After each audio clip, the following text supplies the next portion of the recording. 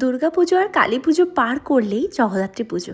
কৃষ্ণনগরে এই দিনটার জন্য প্রত্যেকটা মানুষ অপেক্ষা করে বসে থাকে। আর দেখো, আমি 3 দিন আগেই বগুলা থেকে ফিরেছি কৃষ্ণনগর। একদম রাস্তা দিয়ে আস্তে আস্তে ভিডিও নিতে নিতে আসছিলাম, মনে সেই আনন্দ। তখন বাড়িতে সবে ব্যাগটা রেখে বেরিয়ে পড়েছি আমাদের পাড়াটা একটু দেখতে, যে ডেকোরেশনটা কেমন হয়েছে। আমাদের পাড়া হচ্ছে চাষাপাড়া, যেখানে মা বুড়িমার বাস।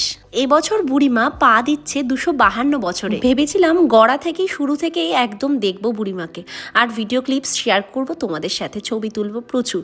কিন্তু কি আর উপায়, ওখানে চলে যেতে হয়েছিল, মানে শ্বশুর বাড়িতে। তারপরে দৌড়ে দৌড়ে আস্তে আস্তে দেখি গায়ে রং হয়ে গেছে বুড়িমার, আর শাড়ি পরানোও হয়ে গেছে। তবে এটাই কিন্তু ফাইনাল শাড়ি না, এরপরেও অনেক রকম সাজ বাকি, গহনা পরানো বাকি, অনেক কিছু বাকি, চোখ আঁকাও বাকি। তাতেই দেখো মানুষের ভিড় উপচে পড়েছে বুড়িমার সামনে।